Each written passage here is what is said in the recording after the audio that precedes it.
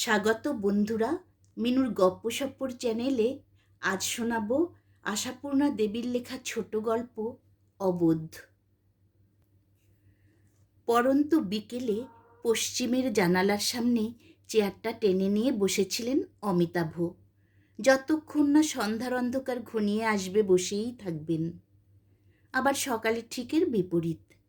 আকাশে অন্ধকারের ছায়া থাকতে থাকতেই উঠে পড়ে সোজা পুবের বারান্দায়।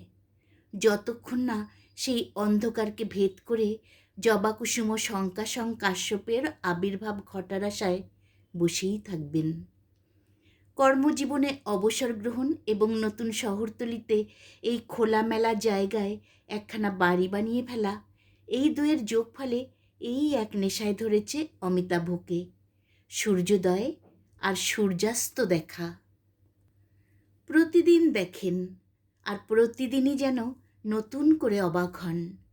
ওই জবা কুসুমের উন্মোচনের আগে কত প্রস্তুতি, কত বর্ণাঢ্য বর্ণচ্ছটা, কত লীলা। যেন অনলস এক মহাশিল্পী দিনের পর দিন তার রং তুলির ভাড়ারখানি নিয়ে বানিয়ে চলেন সুষমার বিস্তার। রোজই যেন একটি আশ্চর্য অনুভূতি, তার সঙ্গে একটি বিষণ্ণ আক্ষেপ। যেন জীবনের কতগুলো দিন, মাস, বছর অপচয় হয়ে গেছে। প্রতিটি সকালের জন্যে যে এক অদৃশ্য আপনজন এমন একখানি সুষমাময় আলোকিত উপহার পাঠিয়ে চলেছেন, তা কখনো তাকিয়ে দেখেননি। অফিসের কাজই ছিল ধ্যানজ্ঞান। বাড়িতে অফিসের কাজ বয়ে এনে এত বেশি রাত অবধি কাজ করেছেন, সকালের অনেকটা সময় কেটেছে বিছানায় গড়িয়ে। অপরাজিতা রাগ করে বলতেন, এর থেকে বরং সকাল সকাল শুয়ে পড়ে ভোর রাত থেকে কাজ করা অনেক ভালো, তাতে স্বাস্থ্য ভালো থাকে। অমিতাভ নিজের অটুট স্বাস্থ্যে গড়া শরীরটির দিকে তাকিয়ে গর্বের হাসি হাসতেন। আর সূর্যাস্ত, সে সময়টা তো কেটে যেত অফিসের মধ্যে দিনের আলো জ্বালা কাচের ঘরে টেবিলের সামনে। অপরাজিতা রেগে রেগে বলতেন, আচ্ছা একবার রিটায়ার করো না, তখন দেখব কেমন আমার হাত ছাড়িয়ে পালিয়ে বেড়াও। নাকে দড়িটি দিয়ে ভারতবর্ষের তীর্থসমূহগুলোতে ঘুরিয়ে নিয়ে বেড়াবো। বছর বছর পাওনা ছুটি পাবে, কোম্পানি বেড়াতে যাওয়ার জন্য টাকা দেয়, সেগুলো মারা যায়। আর তুমি বাবু শুধু অফিস নিয়েই মত্ত। অপরাজিতার সেই বিদ্রোহী সংকল্পটি আর কাজে পরিণত হয়ে ওঠেনি। অমিতাভর অবসর গ্রহণের কাল হতে না হতেই অপরাজিতা শয্যা গ্রহণ করে বসেছিলেন। তারপর আর কি, নিজেই পলায়ন দিলেন অমিতাভর হাত ছাড়িয়ে। অথচ এই বাড়িটায় প্রথমে সেই বলেছিলেন, আহা কি সুন্দর জায়গায় বাড়িটি করেছ গো, দেখো 2 দিনে সেরে উঠব। কথা রাখেননি অপরাজিতা। এখন সারা আকাশটা অন্ধকারে ছেয়ে গেল। আস্তে আস্তে 2-4টে তারা ফুটতে শুরু করেছে। অথচ এই একটু আগেও অমিতাভ কবির সেই পরম উপন্যাসটির কথা ভাবছিলেন। ওই যেথা জলে সন্ধ্যার কূলে দিনের চিতা।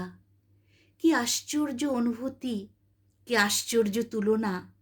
এখন অন্ধকারের গায়ে তারাদের ঝিকিমিকি। অমিতাভ অবোধ নন, মূর্খ নন।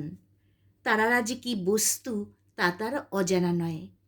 তবু সেই ছেলেবেলায় দূর শৈশবের একটি মধুর মিথ্যাকেই আঁকড়ে ধরতে ইচ্ছে হয়।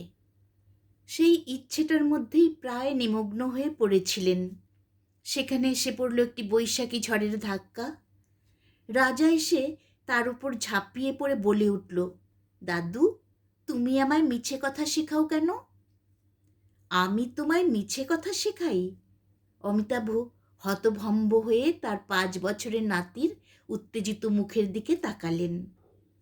রাজা রাজকীয় দাপটের সঙ্গে বলেন, শেখাওই তো, রোজ রোজ শেখাও। সেদিন বললেন না আকাশে ভগবান থাকে, ওটা মিছে কথা নয়? ওটা মিছে কথা? মিছেই তো, আকাশটা তো একদম শূন্য, কিচ্ছু না। ওখানে কি ঘর বাড়ি থাকে, তাই ভগবান থাকবে? অমিতাভ বোধহয় রাজার এই প্রশ্নের উৎস অনুমান করেন, তাই হালকা কৌতুকের গলায় বলেন, ভগবানের যে থাকবার জন্য ঘর বাড়ি লাগে এ কথা তোমায় কে বলল? রাজা পুরো দাপটের সঙ্গে বলে, কে আবার বলবে, মামনি বলেছে। বলল, ওটা ভুল, আকাশটা একদম ফাঁকা শূন্য, বড় হলে বুঝবে। আবার তুমি কাল বললে, যারা সব মরে গিয়ে পৃথিবী ছেড়ে চলে যায় তারা সব আকাশের তারা হয়ে যায়। সব মিছে কথা, বিলকুল মিছে কথা। রাজার কণ্ঠস্বর আবেগকম্পিত, উত্তেজিত। মামনি বলল, আকাশের তারারা হচ্ছে অন্য অন্য অনেক সূর্য, অনেক অনেক দূরে থাকে, তাই অত ছোট্ট দেখায়। মা স্কুলে ছাত্রছাত্রীদের পড়ায় না, মা জানে না? তুমি একটা সেকেলে বুড়ো, তুমি মার থেকে বেশি জানো। আর কখনো আমি তোমার কাছে কোনো গপ্প শুনবো না। তুমি যত সব ভুল ভুল মিছে কথা শিখিয়ে ফেলবে। কে বলি তো আবোল তাবোল কথা বলো, যত সব কুশিক্ষা। ছেলেটার মুখের উপর সদ্য জ্বলে ওঠা বিদ্যুৎ বাতির পুরো আলোটা এসে পড়েছে। অমিতাভ দেখতে পান সে মুখে প্রতিবাদের তীব্রতার থেকেও আবেগ আর অভিমানের তীব্রতা বেশি। তার মানে দাদুর কাছে বসে আবোল তাবোল গল্প করার উপর নিষেধাজ্ঞা জারি হয়েছে। ওর স্কুল শিক্ষয়িত্রী জননী ছেলের ভবিষ্যৎ ভেবে অতিষ্ঠিত হয়ে তার কুশিক্ষার গোড়ায় কোপ আনতে চেষ্টিত হয়েছেন। দুঃখবোধ করলেন অমিতাভ, তার সঙ্গে একটু কৌতুকের হাসিও হাসলেন। দুঃখবোধটা নিজের অসম্মানের জন্য নয়, ছেলেটার সত্যি ভবিষ্যতের জন্যে। তবে কৌতুকটাকেই প্রধান করে আরও একটু হেসে বললেন, কে বললে কুশিক্ষা হয়? ছেলেবেলায় আমার ঠাকুরদাও তো এইসব বলতেন। রাজা ভুরু কুঁচকে বলে, ঠাকুরদা মানে? ঠাকুরদা মানে জানিস না? ঠাকুরদা মানে বাবার বাবা, দাদু, যেমন আমি তোর। রাজা একটু থেমে বলে, বাবার বাবা তো ঠাকুর হতে গেলেন কেন? ঠাকুরকে তো পুজো করতে হয়, দেখো না দুর্গা পুজোর সময়। অমিতাভকে বোধহয় কৌতুকে পেয়ে বসল। তা এইভাবেই তো নাতি ঠাকুরদার আবোল তাবোল গণ্ডির আসর বসে। তবে আর বোধহয় বেশি দিন বসবে না, পুলিশি নজর পড়ে গেছে। তা হোক, এখন হেসে হেসে বললেন, তা বাবার বাবাকেও পুজো করতে হয়, ভক্তি করতে হয়। রাজা হঠাৎ ক্ষেপে গিয়ে তার পূজ্য ভক্তিজনকে সজোরে ঠেলে দিয়ে বলে, ও আমার সঙ্গে ঠাট্টা হচ্ছে, দায়ে পড়েছে আমার তোমাকে পুজো করতে। তো কি বলতো তোমার সেই ঠাকুর দাদু? ওই তো বললাম, বলতেন আকাশে ভগবান থাকেন, সেখান থেকেই আমাদের ভালোবাসেন, আর যারা মারা গিয়ে পৃথিবী ছেড়ে চলে যায় তারা আকাশের তারা হয়ে গিয়ে পৃথিবীর দিকে তাকিয়ে তাকিয়ে আপনজনেদের খোঁজে। বলতো এইসব। রাজা অবজ্ঞা ভরে বলে, তার মানে তোমার সেই ঠাকুর দাদু নাকি তোমায় কুশিক্ষা দিত? হ্যাঁ, দিতই, বলে ওঠেন অমিতাভ। গুরুজনদের সম্পর্কে উল্লেখ করতে যে বাড়তি একটা ন বসাতে হয়, এ আর অমিতাভ তার নাতিকে শিখিয়ে উঠতে পারলেন না। কি আর করা যাবে? কর্মজীবনে শত চেষ্টাতেও তো অধস্তনদের নিয়মানুবর্তিতা শিখে উঠতে পারেননি। মানুষের পারার ক্ষমতা কতটুকুই বা। তবু এখন অমিতাভ বোধহয় কৌতুকের হাতিয়ার নিয়ে লড়াইয়ে নেমে পড়েছেন। তাই মাথা দুলিয়ে বলেন, ঠাকুরদা তো শুধু ওই বলতেন, আর ঠাকুমা মানে আমার দিদা কি বলতেন জানিস? বাঁশবনে ভূত আছে, বেলগাছে ব্রহ্মদৈত্যী আছে, তাল গাছে একানরে আছে। একানরে? রাজা উল্লসিত হয়ে চেঁচিয়ে ওঠে, জানি জানি, ঠিক আমার মামার বাড়ির দিদার মতো। মামার বাড়ির দিদাও একদিন বলেছিল, এক যে আছে একানরে, সে থাকে তাল গাছে চড়ে। তো হি হি, মামনির কি রাগ! তখন না মামার বাড়ির দিদা বলল, বাবা, কান মুলছি। হি হি হি হি, শোনেনি, শুধু বলেছিল। অমিতাভ মনে মনে কৌতুকের সঙ্গে একটি স্বস্তির নিঃশ্বাস ফেললেন। মামার বাড়ির দিদা তবু ভালো। হেসে হেসে বললেন, আর একানরে কেমন দেখতে তা বলেননি তোমার মামার বাড়ির দিদা? বলেই তো ছিল, রাজা সোৎসাহে বলে উঠেছিল। দাঁতগুলো তার। ব্যাস, রাজার উৎসাহে বরফ জল এসে পড়ল। রাজা! পাশের ঘর থেকে চলে এসেছেন রাজার মামনি। আবার পড়ার সময় বাজে বাজে কথায় সময় নষ্ট? যাও, পড়তে বসো গে, শিগগির যাও। আশ্চর্য! আর আপনাকেও না বলে থাকতে পারছি না বাবা। দয়া করে এই সব কথাগুলো কুসংস্কারের শেকড় ওর মনের মধ্যে গেঁথে দেবেন না। আপনার পিতামহ প্রপিতামহদের আমলের কুসংস্কারগুলো যদি আপনার নাতির মধ্যে বাসা বাঁধে, সেটা নিশ্চয়ই শুভকর নয়, স্বাস্থ্যকরও নয়, সুশিক্ষাও নয়। অমিতাভ কি অপমানিত হবেন? না, সেটা নেহাত ছেলে মানুষই। তাই হেসে হেসেই বললেন, বাসা কি আর সত্যি বাঁধে মনীষা? বয়স হলে, বুদ্ধি বাড়লে এসব কুশিক্ষা আপনিই ঝরে যায়। তুমি কি আর এখনো বিশ্বাস করছো তাল গাছে একা নরেদের বাসা?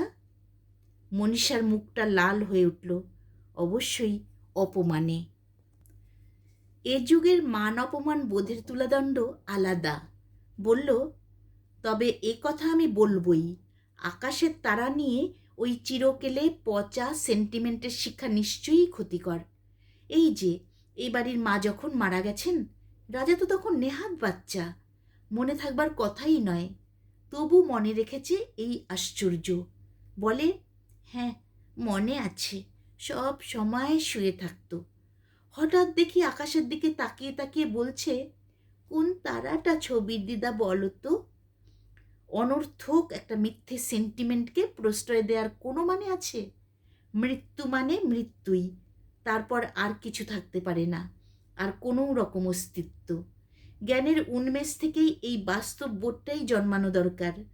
মরে যাওয়া মানুষ স্রেফ হাওয়ের মতো হুশ করে উঠে আকাশের তারা হয়ে গিয়ে বসে থাকেন, এরকম হাস্যকর অবৈজ্ঞানিক একটা বিশ্রী ধারণা বাচ্চাদের কচি মনে ঢুকিয়ে দেওয়া আমার মতে রীতিমতো অন্যায়। মনীষা বোধহয় অনেক দিন থেকেই এইসব প্রতিবাদের কথাগুলি বলবার জন্য উন্মুখ হয়েছিল, তাই একযোগে বলে ফেলল গড়গড়িয়ে, এই আমাদের দেশের যত সব বাজে কল্পনা, পাপ পুণ্য, স্বর্গনরক, পরকাল, পরলোক দেশটার 12টা বাজিয়ে রেখেছে। তবু আমাদের ছেলে মেয়েদেরকে ওর থেকে উদ্ধার করবার চেষ্টা তো করতেই হবে। রাজাকে আমি কিছুতেই এইসব কুসংস্কারের শিকার হতে দেব না বাবা।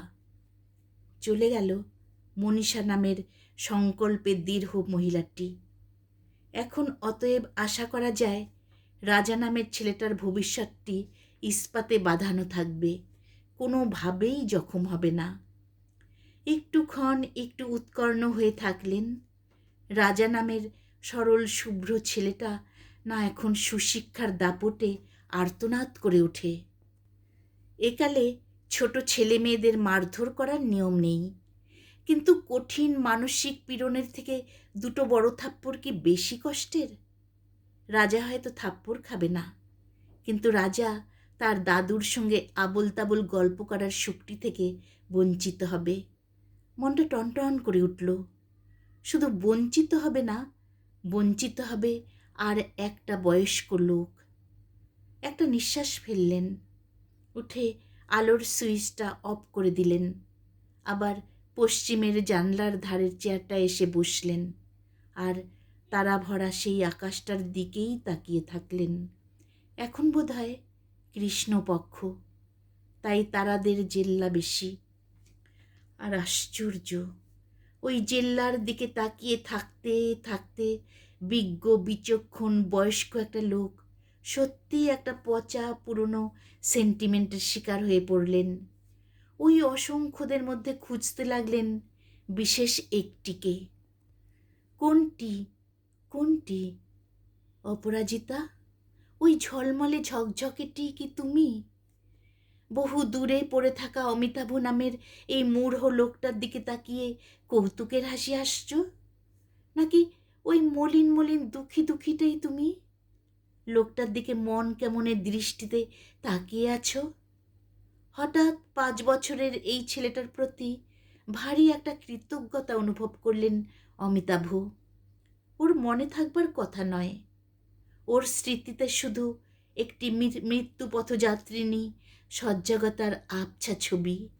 তবুও ওই অসংখ্য তারকাদের মধ্যে খুঁজতে চেষ্টা করেছে সেই ছবির সত্তাকে। ক্রমশই অন্ধকারের মধ্যে তলিয়ে যাচ্ছেন অমিতাভ, আর নির্নিমেষে তাকিয়ে বসে থেকে বিজ্ঞ বিচক্ষণ প্রায় প্রৌঢ় লোকটা বাস্তব বুদ্ধি আর বৈজ্ঞানিক যুক্তি নস্যাৎ করে চুপি চুপি বলে চলেন, অপরাজিতা, তুমি যেখানে গিয়ে বসে আছো সেই জায়গাটা কেমন? তোমার কি খুব খারাপ লাগছে, নাকি খুব সুন্দর? আচ্ছা অপরাজিতা, আগে আগে যারা চলে গেছে তাদের সঙ্গে তোমার দেখা হয়েছে? তোমার ছোড়দা, তোমার রাঙাদি, তোমার বাবা, যারা তোমার প্রাণতুল্য ছিলেন, তারা কি তোমায় চিনতে পেরেছেন? তোমায় দেখে আহ্লাদে উতলে উঠেছিলেন? অপরাজিতা, কোনো মতেই কি একবার জানিয়ে দিতে পারো না তুমি আছো ঈশ্বরের এই অনন্ত রাজ্যে, কোথাও কোনোখানে? মরে যাওয়া মানেই সব শেষ হয়ে যাওয়া নয়, চিরতরে হারিয়ে যাওয়া নয়।